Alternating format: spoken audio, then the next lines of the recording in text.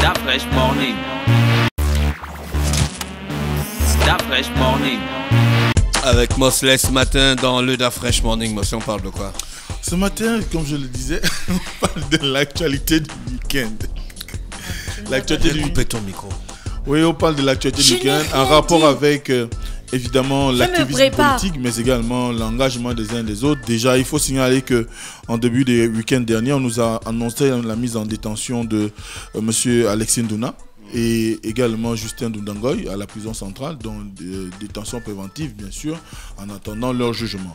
Alors, il faut également signaler qu'il y a eu la secrétaire générale du ministère des TP, donc des travaux publics et des infrastructures, qui a également été arrêtée, Madame Aureline Toutoumobam. Donc c'est dans le quotidien national, donc l'Union. Chacun pourra aller vérifier à la page, c'est évidemment le journal de ce jour, à la page 15. Donc c'est dire que l'opération Scorpion se poursuit et l'actualité du week-end a été plus ou moins marquée par un certain nombre d'actualités liées aux réseaux sociaux, à la vie sur les réseaux sociaux. Et là, ça nous permet de parler de l'activisme politique dans notre pays, parce que beaucoup de personnes savent que quand on aborde cette question au Gabon, c'est souvent sujet à beaucoup de passion. Et tout le monde sait que depuis pratiquement 2009, les réseaux sociaux se sont imposés comme un endroit où... véhicule de communication privilégié pour tout le monde. Voilà, comme un endroit où on peut trouver aussi bien de la bonne ou de la mauvaise information. Mais on a souvent vu comment beaucoup de personnes s'en servent pour pouvoir soit se donner de l'envergure ou encore pour défendre ou même simplement soutenir quelqu'un. Et on se rend bien compte qu'aujourd'hui, les réseaux sociaux deviennent un outil de communication très très apprécié au niveau local, au niveau du Gabon, par les acteurs politiques. Il suffit de voir combien de fois, aussi bien les soutiens de la majorité ou de l'opposition s'expriment avec beaucoup d'aisance, avec beaucoup d'appétit pour pouvoir convaincre un grand nombre d'internautes de rallier leur cause. Et on se rappellera que les premières plateformes, du moins la première plateforme assez importante du Gabon qui aujourd'hui est peut-être en perte de vitesse, ce fut Info Kingele. Et on avait eu, ça réunissait un grand nombre de personnes de toutes les sensibilités politiques du pays. Il y avait le débat. Or aujourd'hui, on a un nouveau type d'activistes politiques qui s'est fait connaître. On est parti des activistes qu'on connaissait, qui relayaient leurs informations depuis évidemment le Trocadéro à Paris. On a vu ça par exemple en 2016, à partir de 2015-2016 jusqu'à récemment encore 2017. Mais toujours est-il que ces personnes-là avaient pour ambition de faire en sorte que les populations puissent épouser du moins l'idée politique de XY. On a vu comment les soutiens de Jean Ping ont travaillé d'arrache-pied pour faire en sorte que ces derniers puissent trouver, du moins le message de ces derniers au moment de l'élection présidentielle de 2016, puisse trouver un écho auprès des populations. Et on a vu comment il y a eu des personnages qui se sont plus ou moins illustrés. C'est là où on a pu avoir des gens comme Dana, qu'on appelle, elle a un petit... Tata Huguette. On a eu des gens comme Messire Ndong, qui est également sorti de là. Et ils sont nombreux à pouvoir s'exprimer. Et même encore, on a pu voir des gens comme Landry Amian Washington. D'ailleurs, il vient de faire l'objet d'une libération après un rendu de justice. Toutes ces personnes-là ont pu se faire connaître parce qu'ils épousaient une idée, l'idée de pouvoir demander à ce que les Gabonais adhèrent à l'objectif, à la philosophie, à la vision politique de Jean Ping, qui était celle du changement, c'est de pouvoir faire en sorte qu'il y ait une alternance politique dans notre pays. Ensuite, on a eu aussi du côté du pouvoir des personnalités qui se sont dégagées. Entre autres, on a Chadi Moukarim qui s'est révélé, on a les alistes qui se sont révélés de façon générale, et bien d'autres plateformes qui ont pu se constituer comme les défenseurs du chef de l'État. Maintenant, ce qui se passe aujourd'hui, c'est que quand on essaye un peu de revenir sur cet engagement, on se rend bien compte que finalement, il y avait beaucoup plus des appétits que de la conviction. Parce qu'au regard de tout ce qui se passe, on se rend bien compte aujourd'hui que ce qui était derrière, du moins ce qui chacun recherchait derrière, c'est de pouvoir plus ou moins au-delà de se faire un nom, mais d'engranger. Ils avaient beaucoup plus à gagner qu'à dire. Voilà, voilà, ils avaient beaucoup plus à gagner qu'à dire. Et c'est ce qu'on remarque aujourd'hui. Vous savez que dernièrement, il y a une expression qui est désormais à la mode qu'on appelle les gamers. Les gamers, on l'a découvert avec une personnalité telle que Hervé Omba, qu'on appelle aussi Hervé Voyageur. Non, les gamers, des gens qui sont sur les réseaux sociaux pour organiser des choses qui vont dans le sens de soutirer de l'argent aux acteurs politiques. Oui, au Gabon.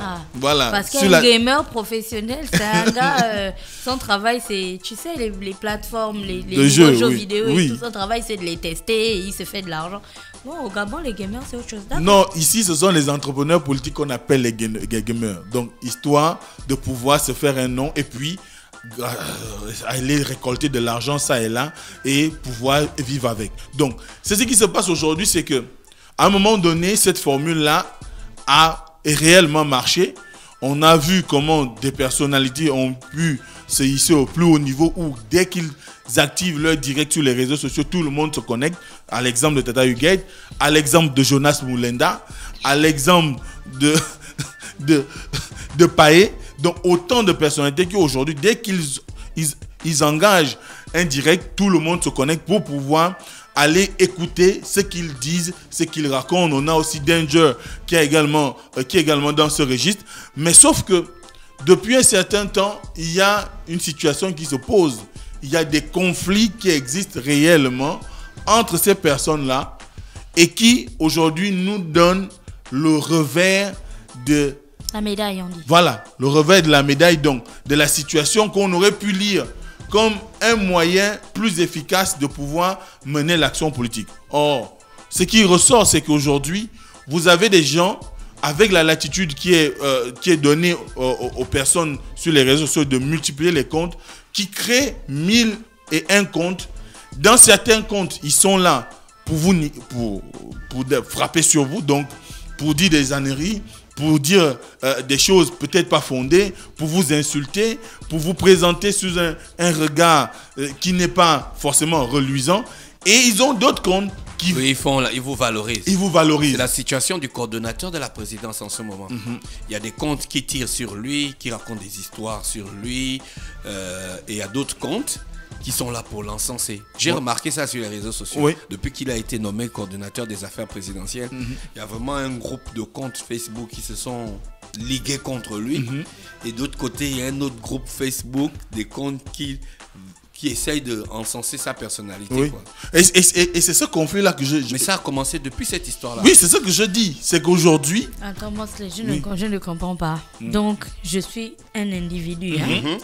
J'ai 4 comptes pro-Mosley, 4 comptes contre Mosley. Oui. Donc j'écris Mosley, si tu savais à quel point ta rubrique là m'énerve. Après je reprends mon autre compte. Ah non, moi j'aime beaucoup la rubrique de Mosley. Après je reviens. Quelle rubrique? Une rubrique de merde. Après je repars. Comme ça. Oui, il y a des gens qui font ça. Il y a des gens qui le font. Et c'est ce qui est dangereux. Et c'est ce qui Mais ils font ça depuis des années. Et c'est ce qui nous intéresse ce matin. Il y a des gens qui ont eu leur place dans l'administration à cause de ça. À cause de ça. Grâce à ça. Pas à cause, grâce à ça. Oui, mais au moins depuis des années, enfin, ce que le commun des mortels sait, c'est que depuis des années, c'est des personnes, tu dis que toi, par exemple, tu es pro-Mosley. Et puis tu restes pro-Mosley, c'est ta logique. Peu importe, quand au vent et marées, dès que tu apparais sur les réseaux sociaux, tu es pro-Mosley, tu vois. Il y a d'autres qu'on connaît aussi qui sont contre Mosley. Peu importe les changements, les améliorations que Mosley peut faire, ils sont contre un point. La majorité des gens, je ne vais pas accuser tout le monde, c'est la rubrique de Mosley. La majorité des gens, c'est-à-dire que si tu prends 10 personnes, tu vas trouver 2 vrais pro-Mosley. Tu entends? Il y a peut-être donc il nous reste 8. Ouais, il reste 8. Donc il y a peut-être dans les 8 personnes là 6 personnes qui sont pro-Mosley par rapport à son positionnement social. Ils vont te dire non, nous on est Mosley. Ouais, mais ils sont là par rapport à son positionnement social. Le jour il n'est plus animateur à Urban FM. Même étant là, quelles que soient les décisions qu'il va prendre, s'il prend une décision qui va en faveur de vous qui êtes ses fans entre griffes, vous êtes d'accord. Mais dès qu'il prend une décision qui ne vous arrange pas, vous utilisez d'autres comptes Facebook pour aller réagir. Exactement. Parce qu'officiellement, vous êtes les pro-Mosley. Ah, d'accord. Et c'est ce qui se passe aujourd'hui, c'est que tu as des gens qui ont une vie comme celle-là. Dans la journée, ils peuvent utiliser 10 comptes Et dans les 10 comptes, ils ont peut-être 3 qui vous présentent sous un angle noir. Et de l'autre, vous êtes le saint, vous êtes le gars qui travaille. Et d'après, je fais bien de le souligner en ce qui concerne le coordinateur des affaires présidentielles. Mais c'est surtout, quand on regarde aujourd'hui, il y a un conflit qui est né. J'en parle parce qu'il y a quand même un élu municipal qui est concerné par cette affaire, notamment en l'occurrence Chadi Moukarine. On voit depuis pratiquement une semaine, il est en Bisbee avec Richard Mwangue, qui est aussi un activiste sur les réseaux sociaux. Et aujourd'hui, on découvre qu'il y avait un compte qui, plus ou moins, passait du temps à insulter la personne du chef de l'État et que ce compte-là, finalement, c'était également administré par la même personne qui l'encensait 2 jours. Donc, et là, on se Mais là, ils ont fait une découverte. Non, là, quand tu dis qu'on découvre, c'est par l'affirmation de quelqu'un. Est-ce qu'on a des preuves? C'est comme je me souviens très bien quand Jonas Moulenda avait dit que moi, je gérais une page qui s'appelait, je ne sais même plus, enfin un truc machin. C'est qu'il n'y a pas de preuve, tu vois. J'ai jamais géré cette page. Il n'y a aucune preuve. C'est que quand tu dis on découvre maintenant que, par exemple, telle page était gérée par telle. Est-ce que la personne qui l'a dit a apporté une preuve? Ça peut toujours être dans le game comme tu l'as présenté. Oui, dans ça le porte game les preuves. Mais la situation qui s'impose, c'est que ils ont des captures dans la discussion qu'il y a eu, la conversation qu'ils ont fait avec la personne sous le compte qui valorise le chef de l'État, la personne a transposé ses réponses sur le compte qui est normalement son fait compte, tu vois. Donc, son faux compte, si on peut descendre de griffe. Alors, tout de suite, après analyse, on se rend bien compte, les captures existent. Mais moi, j'ai posé la question tout à l'heure à l'intéressé pour lui demander, est-ce que l'histoire qui se passe, ça te concerne? Il dit, ça se passe, tu sais comment ça se passe sur les réseaux sociaux, il ne refute pas. Parce qu'une chose est de refuter, mais quand vous dites que vous savez comment ça se passe sur les réseaux sociaux, et moi j'entends porter leur donner également des coups pour qu'ils ressentent que moi aussi je suis fort. Ça sous-entend que derrière il y a quand même quelque chose qui se passe et qu'il y a aujourd'hui un problème dans l'activisme politique dans notre pays. Et on a eu récemment les révélations liées à l'opération Scorpion lorsqu'on nous a fait savoir que les personnes qui aujourd'hui passaient plus de temps à insulter le système ou encore même à insulter même les opposants étaient nourries par les mêmes personnes qui soutenaient le système et qui avaient aussi des accords avec l'opposition. Donc dès cet instant, il faut se poser des questions. Quelle est aujourd'hui la moralité de la sphère politique nationale, notamment lorsqu'on se retrouve sur les réseaux sociaux? Et je crois que de plus en plus, le Gabon gagnerait à pouvoir avoir un œil sur cette question. C'est vrai que depuis ma bord, les réseaux sociaux, on ne peut pas les contrôler comme on dit. Mais on a quand même des pays qui font des efforts. Mais je pense que le gouvernement gabonais, c'est vrai qu'on n'est pas assez fort. Même la France aujourd'hui a des problèmes avec des GAFA, donc les grandes firmes sur le net, notamment Facebook, WhatsApp et consorts. Mais ce qui est sûr, c'est que la situation qui est la nôtre aujourd'hui devrait quand même nous amener à nous poser des questions. Ces jeunes qui utilisent les réseaux sociaux pour dénigrer des personnalités qui soient de l'opposition ou de la majorité et qui le jour viennent dire qu'ils soutiennent X ou Y, est-ce qu'on ne peut pas avoir aujourd'hui au Gabon, au moment où on découvre qu'ils ont fait double jeu, est-ce qu'il n'y a pas de possibilité pour les intéressés de les poursuivre? Comment, Gina? Non, je ne pense pas. Parce que c'est comme l'adage, la comptine quand on était enfant. Chaque flatteur vit aux dépens de celui qui l'écoute. Pourquoi est-ce qu'aujourd'hui ils sont devenus aussi puissants? Et là je parle de tous les influenceurs du web, je pas une personne en particulier. Pourquoi est-ce qu'ils sont devenus tous aussi influents? C'est parce que il y avait de l'autre côté des oreilles qui accordaient de l'importance comme on les appelle aussi, aux atalakou qui faisaient sur internet. Si il y a personne pour t'écouter, il y a bien des personnes qui ont commencé à faire les atalakou sur la fraîche. Gars, tu lances ça, c'est comme sur un mur, quoi. Tu vois, ça glisse, c'est comme de l'eau sur un parapluie. Ça glisse, tu te rends compte que finalement, il va jamais te donner de pognon parce que tu t'as la quiz. Et puis, ben voilà, il va jamais t'appeler pour te dire que bon, voilà, lance tel truc. Tu te gazes, tu passes sur une autre personne. Mais pourquoi tu fixes et tu bloques sur cette personne? Parce que cette personne t'écoute, elle te dit que oui, petit, ce que tu fais, c'est bon. Et elle continue à te donner de l'argent. Là aussi, les acteurs politiques doivent se remettre en question. Quel est véritablement l'intérêt de tous ces atalakou? C'est peut-être parce que les gens eux-mêmes parfois ils ne font pas le travail qu'ils sont censés faire, donc ils ont besoin des personnes en bac pour dire que oui, ils sont bien, faut les garder là, parce qu'ils font pas le taf qu'ils sont censés faire. Si tu fais ton taf, il y a bien des acteurs politiques, des cadres de l'administration dans ce pays que tu connais, Mosley, qui n'ont pas des atalakou sur les réseaux sociaux, mais qui sont dans leur coin, qui travaillent. Et ils ne sont pas morts pour autant parce qu'ils n'avaient pas de gars qui leur disaient que les gars, vous êtes trop forts, c'est vous, demain c'est vous, machin. C'est les acteurs politiques, au lieu de chercher à punir ces gars-là, c'est des flatteurs. La comptine l'a bien dit, nous tous on l'a tous écouté quand on était enfants. Au lieu de punir ces gars-là, il faut d'abord quand même ils se remettent en question.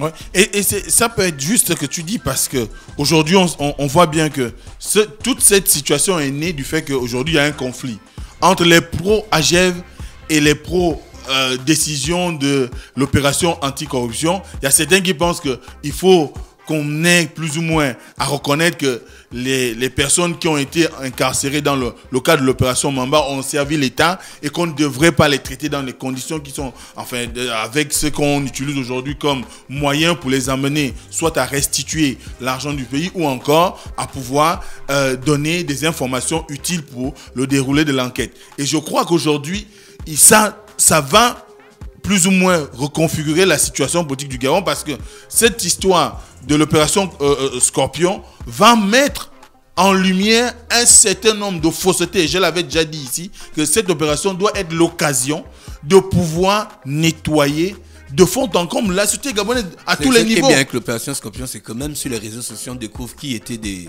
traîtres. Exactement. Des gens qui n'ont aucune loyauté. Exactement. Qui n'ont aucune valeur. Donc voilà l'objectif que devrait viser aujourd'hui cette opération. Faire en sorte que aussi bien les activistes politiques sur les réseaux sociaux que ceux qui sont en situation de terrain, qu'on sache qui fait quoi, qu'on soit de la majorité ou de l'opposition et qu'on arrive quand même à sortir le vrai du faux. Parce que à un moment donné, on se demande aujourd'hui qui finalement soutient qui finalement travaille pour l'amélioration des conditions de vie des Gabonais, qui réellement défend les intérêts gabonais. Si on se rend compte que pratiquement tout le monde sur les réseaux sociaux qui se dit soutien ou qui se dit acteur politique a poussé l'ambition de tromper le peuple.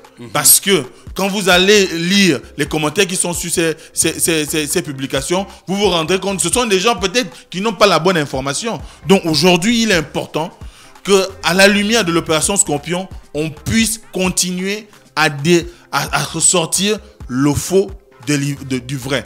Pour qu'on puisse avoir plus ou moins une lecture assez cohérente.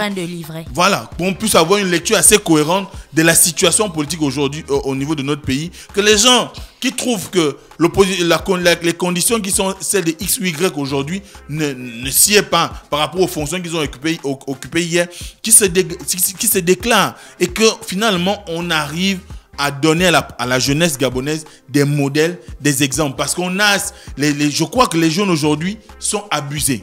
Les jeunes gabonais sont abusés aussi bien par les acteurs politiques que par ceux qui, même sur les réseaux sociaux, prétendent les défendre. Et ça ne grandit pas notre pays. Et je crois qu'aujourd'hui, il faut une législation.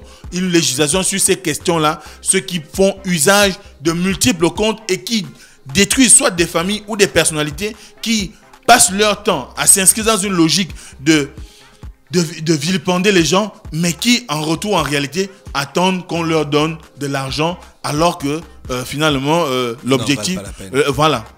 Donc à un moment donné, l'activisme sur les réseaux sociaux c'est bien, mais il faut savoir raison garder que au niveau de notre pays, il y a quand même aujourd'hui un besoin pour la jeunesse d'avoir des modèles, des exemples, et c'est dommage qu'on arrive à des situations où même des élus sont impliqués dans ce genre de situation, ou qu'ils se retrouvent dans une guerre de camp alors qu'ils devraient être là au service du peuple pour travailler à ce qu'on améliore les conditions de vie et des populations. Merci Mosley qui est avec nous ce matin sur les 104.5 Urban FM, la station urbaine dans le Da Fresh Morning pour la rubrique politique. On se retrouve demain mardi lorsqu'il sera exactement 7h. René Ruth, bonjour. Start Fresh Morning.